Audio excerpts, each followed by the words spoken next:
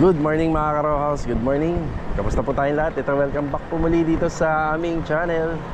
Another day and another house improvement. Ngayong araw ng Martes. Yan, project update po tayo.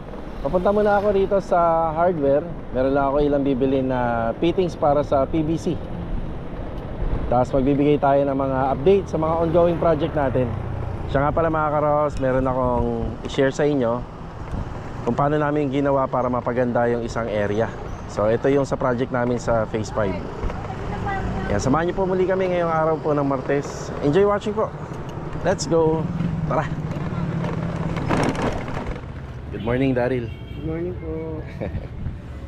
Anong date ngayon? Ayan na 12. 12, August 12. Okay na tayo rito. Ito lang binili natin, fittings. Tara. Nandito tayo sa Phase 3, Lumina Homes. Good morning sa mga client owner namin. Yan. Ay, si Master Jojo, good morning. Hi, morning! Good morning. Yan, galing na si Master Jojo rito. Good morning nga rin po pala kay Sir Joshua. Yan, mauna na si Master Jo dun sa isang project natin. Siya nga pala, yung vlog natin kahapon na kasama ko si client, ito yung unit niya. Yan, bali, binilhan na po namin lahat ng tiles to. Ang aasikasuhin ko na lang yung para rito sa 3 poste. Yan na lang yung aasikasuhin natin. Bali, ngayong araw po na to, nakaschedule yung delivery ng tiles, yung mga pinili po ni client. Siya nga po pala, lahat ng mga tiles dito sa buong interior at saka sa fence floor, basta sa loob lahat, sa isang tile center lang namin binili. Ayan, maganda rin yan, advantage na rin po yan para sa atin. Tapos yung para sa poste at saka sa cladding, yun na lang ang yun na lang ang sa ibang part ng bilihan ng tiles natin bibilin. Rusty, good morning, Rusty. Good morning. Nga pala yung mga nagawa na rito. Yan. Kuya Doming, good morning po. Kuya Boy, good morning. Good morning. Yan. Yung meron tayong floor drainage doon banda.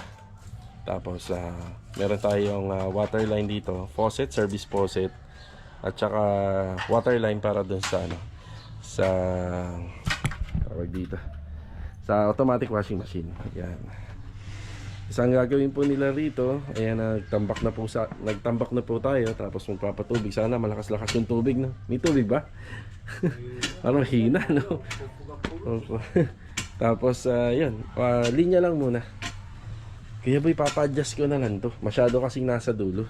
Oo, hindi sinabing Jojo boss. Yan dyan, no? Banda rito daw. Ito itong bato na to. Ano po, ang ginagawa namin dyan, 15 by 15. 15 cm dito, 15 cm dito. Nakasentro. Oo. Babalagbag pala ko. Nakasentro yung butas ha. Para nandito po siya. Oo. Yan, nandito. Oo, sige. Okay. Tapos may possible pa ipaparating tayong tiles. Madami yung parang panglahatan na. Hanapan nyo na lang ho ng pwesto mamaya. Yan, nagdagdag na tayo ng semento rito. Tapos yan, semento. Ito po, padala natin po sa kabila. Pwede rin no. Para lumuwag-luwag ho rito. Kasi ito halos lang, pwede naman I-adjust na lang ho rito. Ito yung mga tiles eh. Tapos sa forma, ayan, tubular frame nga po pala ginamit namin dito. Yung mga tubular naman na yan, magagamit pa pagka natapos. So para less tayo sa materialis sa coco lumber. Tapos ito nga po pala yung scaffolding. Ito yung magiging sasalo ng slab natin. Tapos magtutukod na lang po kami. Panibagong yan, panibagong technique. Madalas na ginagamit din po sa sa iba. Kasi ito, malakas na to eh. Yung scaffolding eh. Tapos maliit lang naman to. 2 meter by 2 meter lang naman. Okay na tayo rito. Tapos panibagong linya ng tubig na Kuya Boy. Dito mo na padadaanin. Dito na, diretso na yun. Ayan doon. So medyo matrabaho lang pero safe naman yung gawa namin.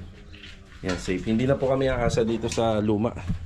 Nandito yung luma. Hindi kasi natin alam yung history nito. Baka barado o baka mamaya putol yung linya niyan. Mas maganda yung panibago na.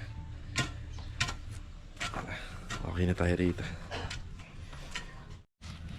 Good morning nga po pala kila Ma'am Myra. Ayan, nandito tayo sa unit nila. Sa phase 3 pa rin.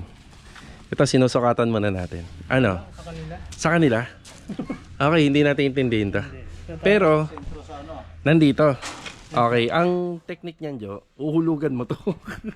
Kasi may bubong tayo eh. Baka mamaya tatamaan ng trusses. Ay, hindi rin. Hindi rin, malayo. Ito tayo. 14 eh. Pasok pala dito sa kapatid nila. 14.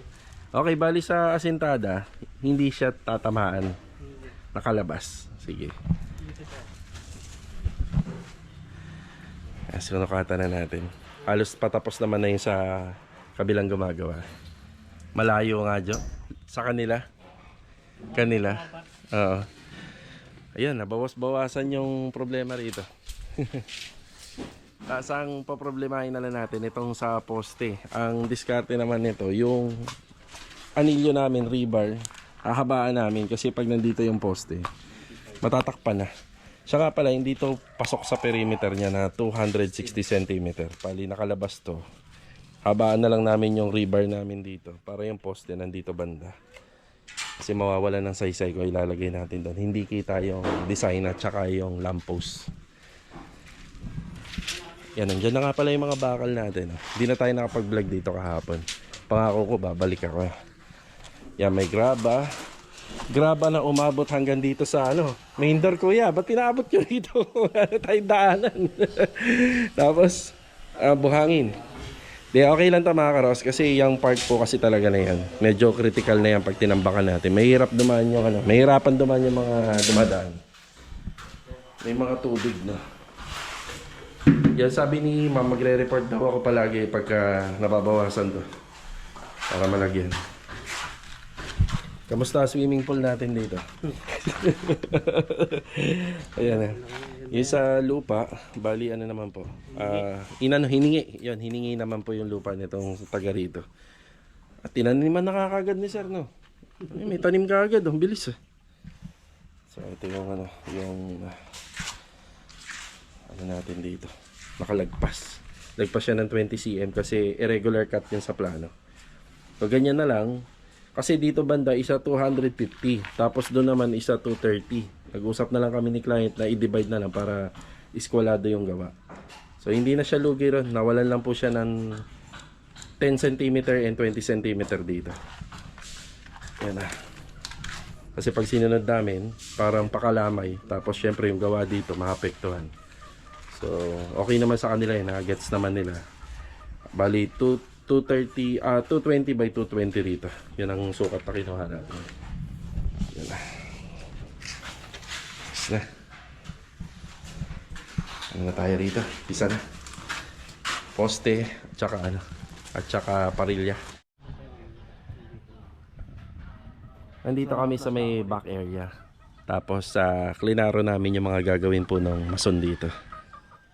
So siya nga po pala, ang sukat nito para siyang pakalamay kasi kurbada po yung likod. Ito kasing property na lot property rito. Parang pakurbada simula doon, malaki, papunta rito paliit. So itong kinakatayuan ko, ito. 250 po yan, 250 centimeter. Tapos pagdating dito, isa 232 centimeter. Bali dito 250. Sa loob, ginawa namin siyang 230 by 230. Ang gusto kong explain dito, kadalasan kasi yung mga extension namin dito, syempre back extension, nasa loob lahat ng water line, lahat, pati downspout nasa loob. Ito, mailalabas namin. So hindi po kami maglalagay ng downspout sa poste, hindi rin kami maglalagay ng downspout sa may pader. Ilalabas namin siya kasi sakop pa siya ng 250 cm or 2.5 meter kasi 230 lang. Pero yung tubig na manggagaling sa second floor at saka dito sa slab, babalik naman po papunta dun sa catch basin natin. So hindi pwede rito. Yan, may mga nakakita tayong mga naka-offsday yung downspout eh. So magkakaroon kasi ng problema yan balang araw. So ibabalik natin papunta sa catch basin. Pero sakop pa rin po siya ng sukat. Kung sakaling masisita tayo sa gawa natin, wala naman po magiging kaso yun kasi pasok pa rin po sa sukat. At kulang pa nga po ng mga 10 cm eh. Diba? So mahalaga, iwas na tayo dun sa downspout. Safe na tayo.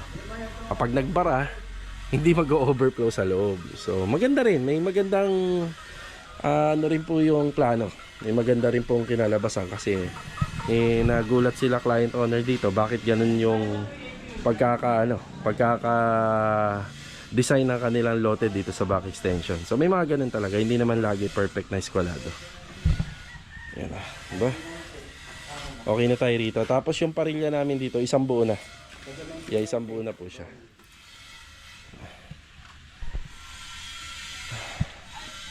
Yan, bago kami umalis, at least may guide na po sila, no? Sila Kuya Richard dito. Papunta kami ng Cañana Bel Air East. Yan, papagas lang si Master Jojo.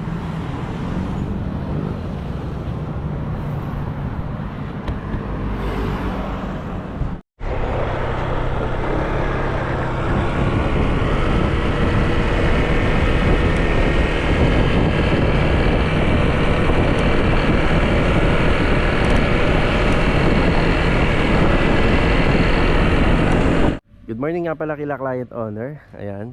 Good morning kila Ma'am Catherine, kila Sir and family. Yan, nandito tayo sa Cañana Bel Air East project. Ang update po dito, nagpa-deliver pa po tayo ng materialis dito, yung 2x6, ayun o. Yung ginamit natin dito sa pinakapasya niya.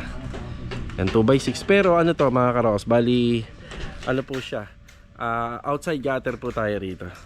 Yan, outside gutter. Tapos meron din po tayo mga pinadeliver dito na 1x2. 1x2 nga pala to, no? Tama, no? 1x2. Tapos meron din po tayo mga pinadeliver dito na 1x2 na tubulars. Sa design po kasi ng gate and fence grills, bali horizontal na ano po to, 1x2. Yan. Yan, bali fence ano na po si La Adonis, fence grills. Medyo dikit po yung fence grills natin dito sa design ng poste. Ayan, nandito po siya. Tapos yung ating mga 1x2 nandito naman po siya sa dulo na nakafabricate. Yan, bali sa loob pantay siya, sa labas nosing, may nosing siya para maganda. Roofing framing, ito na po. Yan, bali may karagdagan pang gagawin dyan. Bali magkakaroon pa ng slab dyan. Inuna na natin to. Tapos pinapahira na po ni Marvin. Good morning Marvin. Yan, good morning. At saka kay Donis. Good morning. Pinapahira na ng extras. Yan po yung ating pang primer sa ano natin, sa mga bakal. Yan, mas matibay po yan sa ano, sa epoxy. Yan, Davis extras. Yan, mas matibay po siya. Kaya yan ang yung ginagamit natin. Mas mahal nga lang po siya ng 100 pesos compare po do sa ibang leading brand. Ayan na yung roofing trusses. Yan, bali ito sinusukatan na po namin para sa bubong. Tapos huli na po yung ano niya, huli na po yung flashing, lagi na uhuli. So bubong muna tayo, then gutter. Yan, tinatapos na yung pintura.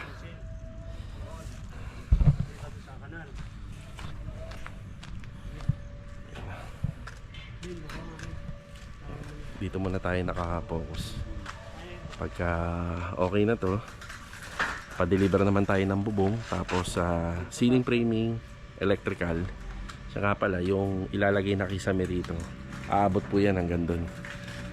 Doon sa pinakanan. Bali makokoberan po tong dating receptacle valve dito sa may balcony slab.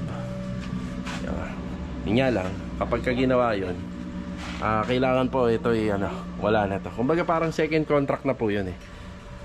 Bali pinapaliwanag ko lang yung mga dapat pang gawin dito. Yan.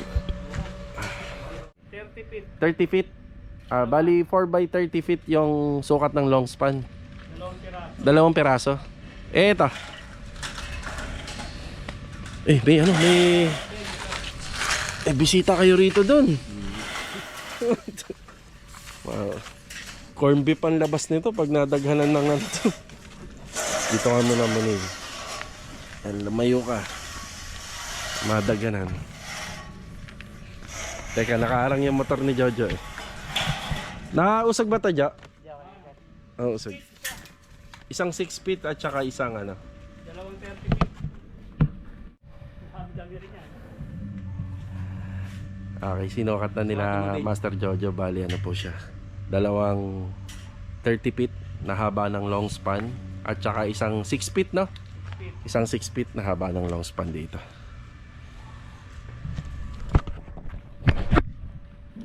Dahil PVC panel po yung napili ni ma'am sa ceiling dito, ang gagamitin po namin dito is hard deflex insulation or yung Pisen board insulation tayo. Yan. Okay na kami dito. Bali siya nga pala, i-share ko sa inyo yung roofing trusses na ginawa namin dito sa may side corner area. Ang pinaka-slope niya, ang klibe simula doon sa dulo mataas, tapos nandito yung gutter. Kaya mataas doon, pa-slope papunta rito sa harapan. Ngayon, binigyan ko ng reference si client. Tinatanong ko siya kung yung sa kisame ba ay ipapantay natin or isasabay natin sa slope ng ating roofing trusses. Siyempre sa paggawa naman talaga ng bubong, hindi naman pwedeng pantay. Kadalasan lang nangyayari yon sa slab, pero yung floor area na nakaklibe. So dito, pinapipili natin siya kasi may advantages yon. So ang advantages kasi kapag sinabay natin yung ceiling doon sa pinaka-slope ng roofing trusses, maaaring mataas pa rin ang kisame. Pero kapag pinantay po natin yan or flat ceiling natin, medyo bababa na po siya bandang doon sa dulo. Yung inaasahan natin na mataas na yung konting yan, medyo bababa siya. Kasi kukunin natin yung elevation dito sa harapan. Yan. Tapos sinukatan na namin to, roofing, huli na yung flashing. Plus ang gagamitin natin dito is Pisen board insulation, tapos may hard design pa tayo.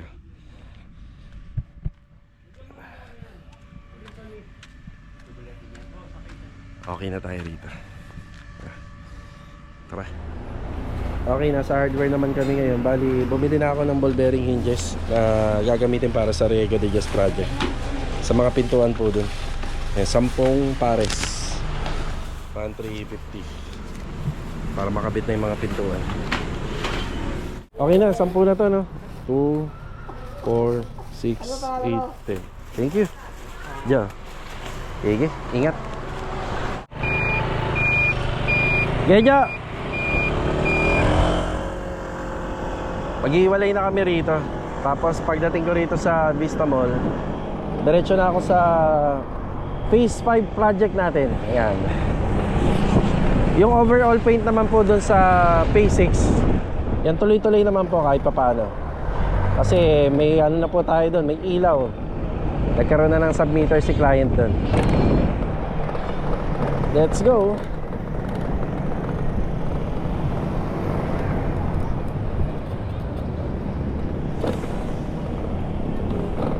Mga karos, bago nga pala tayo pumunta dito sa Phase 5, yan, nabuko muna. Matagal na ako hindi nakakapagbuko, nasa 1 buwan na yata.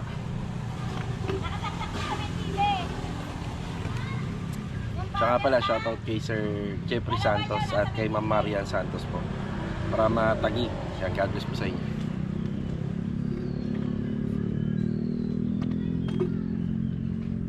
Dami ah. Gawan mo na lang ako kutsara dyan sa ano, bao. Yan, salamat po. Thank you. Sayang yung laman, kainin natin.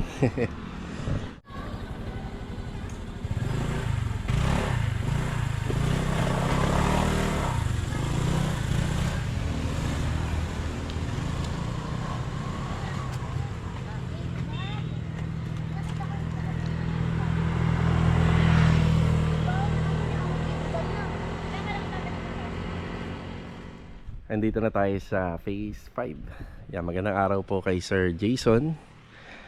Yan, meron lang akong nais i-share sa inyo. Kasi nung gumagawa kami dito, hindi naman kasi talaga na isasama sa ocular. Minsan yung mga failure ng mga pader, diba? Yan, hindi natin niya inaasahan. Pero syempre sa pagmamalasakit na lang po natin doon sa nagpapagawa, maliit na bagay naman. So, in-adjust na natin. Yan, dito si Louie. Louie, good morning. Good morning. Yan o, in-installa ni Louie ng tiles. Bali, hanggang dyan lang po yung installation ng tiles natin. Kumbaga parang bubuhayin lang naman po natin to. Yan na. Tapos dito banda, yan na rin po yung gagamitin natin para sa lababo. Okay, ito yung topic natin. Nakikita nyo itong pader na to. Meron kasing ilalagay na design dito. Ilalagay kami ng mga barateha dyan. Yung barateha na yon binarnisan, tapos ididikit namin dito para magkaroon siya ng wall accent. At isa pa sa mga inayos namin dito, itong pader na to. Kitang-kita naman eh. So pagdating dito manipis. Pero pagdating dito, yung mortar o yung halo ng semento, ng concrete cement na itinapal natin dito, sumobra na sa kapal. Pero ang kagandahan, pumantay po siya. So nasa hulog na lahat to. At makikita nyo, itong pinakapaglalagyan ng hamba ng aluminum door, nasa hulog na lahat yan. Isang bagay din po para pumantay ito is sa plastering, no? Wall plastering. Pero mas ginawa na lang po natin, ginawa nating elegante, nilagyan na lang natin ng tiles. Ilang pirasong tiles lang naman yan. May higit 10. Yan, pero kagandahan, gumanda po siya, di ba? Pasok dito, pantay na pantay na. Naiba nga lang po yung tiles nito, pero huwag kayong mag-alala kasi dito banda ilalagay yung hamba. So magkakaroon po siya ng pagitan. Ba, hindi na po mahalata yung pagitan po ng tiles na ginamit namin dito at saka rito. Iba po kasi yung textured tiles na nilagay po natin dito sa TNB. Yan. O, di ba? Mas lalo siyang gumanda. Tsaka makikita natin dito, hindi siya tabingi. Kasi ito, makikita mo, yung parang tinatawag nilang kilikili. Sa construction, yung mga dulo na yan, tawag diyang kilikili. Tabingi yan, o sakaling hindi pa natin ito pinaayos sa tile setter natin.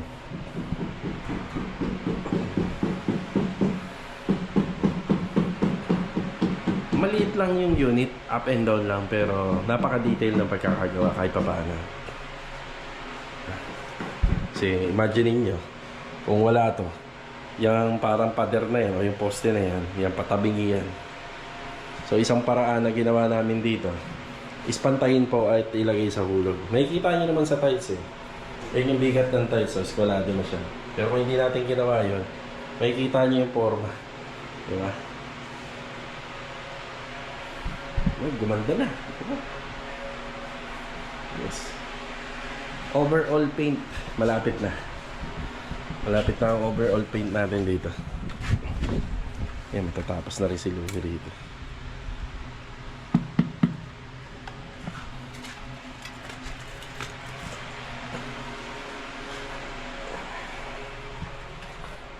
Simula nung pinagawa ko tong hagdanan na to, kahit papano, ako hindi na rin ako nahihirapan na makyat at bumaba. Yan. Gumaan na yung trabaho namin. Pag ganito kasi, persado. You know? Yeah. Kaya naman ng isang hakbang. Pero madidisgrasya ka pa rito pag nagkamali ka. Nagtudulas ka pa. Mas maigi na yung ganyan. So ito yung update natin. Yung gulong ko nga pala rito, napansin ko.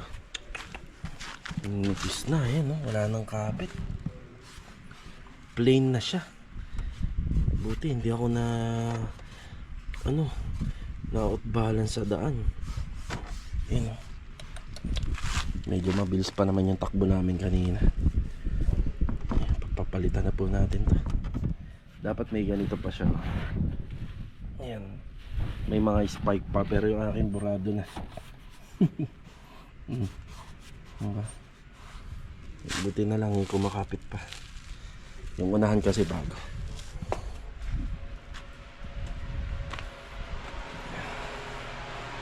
Yan, tapos na po itong area na to. Lalagay na lang tayo ng track light dito, track bar. So kagandahan, itong pader na to, simpleng pader pero may design na gawa na sa tiles. So hindi na natin kailangan mag-effort pa kasi yung mismong tiles may design na po siya. Yan, may art na. Galing ni Louie rito. Ayos, nakompleto na pala to, no? Pabila, ayos na. Diba? So, okay na. Kasama ko si Mrs. Ayan, nandito kami sa opisina ng Anyana. Yan, bali time check 1:30 na po ng hapon. Ito yung mga binanggit kong materials para dito sa project natin sa Anyana East. Siya nga pala, long span yan, gutter, pising board, at saka yung hardy sa NEPA na gagamitin natin. Bilis na magpa-fill out dito. Halos ngayon na nga lang po uli ako nakakapunta rito. Gawa ng sila Adonis, sila Kuya Sandy na ang nagpapa-fill up ng rito, gate pass. Yun lang ang kagandahan dito. Ang bilis, okay na? Ayan, salamat. Pinicturean ko yung calendar nila sa loob ng holiday ng dalawang araw. Talaga? Ayun, kailangan makaano tayo. Pagpa-fill up tayo para dire-diretso ang pasok rito. So ito po yun, dalawang 30 feet na long span, dalawang stainless gutter, 8 Pisen board at saka dalawang hardy sanepa. Okay. Next week na. Dito tayo sa paint center nila Mampubi sa Tansa. Yan, liha para sa Phase 6 project natin. Isang ako glow sheet block para sa Phase 6 project. Tapos yung dalawa para sa Anyana project. Yan ba? Nasa Riego de Dios project tayo. Yan, dinaanan natin kasi may mga dumating na materyales kahapon. Yan, ipapakita ko lang. Yan, nababawas-bawasan na po yung basura natin dito at saka yung panambak. Yung panambak po, yung debris, ano po yan, ipapaano po natin yan, ipapasa ko. Kuya Philip. Good afternoon, Kuya Philip. Yan, naka-ano na yata ito, no? Primer. Yan, anong primer yan? Yung panglupa natin. Ayun, Acritex yan. Acritex primer. Tapos ito, naka-Acritex primer na tsaka wall putty and patching compound. Yan. Pang pa lang yan, wala pang pato ko. Yun, no? Pumutiin na rin to. Ang ganda natin nga kasi pag pumuti na eh. Susunod yung bakal yan, boss. Oh. Masila natin ng pati, o pulitap eh. Sige. Marami dyan, di ba? Yung unang mga nabili natin. Ipolit tayo. Sige ha. Apat na piraso. Good afternoon kay Kuya Philip. Kay Epoy, good afternoon. Tsaka kay Bilog, good afternoon, Bilog. So, ilang centimeter to na naka-drop log? 10 cm. Ito na po yung tiles. Tapos yung simento may dumating kahapon. Ayan. Tapos sa metal studs. Ito yung metal studs natin. Yan, metal studs. So ito yun, hindi pa bayad. Si Master Jojo, tinutuloy niya lang yung mga finishing carpentry. Tapos sa Shera board na dalawa, 1/4. Gagamitin po namin dito yan. Kaya may metal studs. Maglalagay ng vertical dito. Tapos ito na yung magiging back. Yung backing nito. Tapos bukod doon, may dumating din na yung Davis Pondo. Dalawang balde. Davis Pondo na sana yan. Ayun, ayun. Madilim dito pa nilagay. Ayan, dalawang balde. Ayan. Bali, ito yan, 8,410. So, pink pa lang kasi hindi pa bayad. Yung cabinet natin dito. Second room. May allowance yan kasi kapag ka naglagay po ng cortina. Kaya may allowance, hindi po masyadong dikit. Yung closet. Isa na lang, yung para dito na lang. Tapos mag-ano na tayo. Gagawa na tayo ng loop. Yan, loop. Ang materialis is tubular. Yun lang muna yung update dito. Tapos yung installation ng tiles. Ayan na po. Ayan.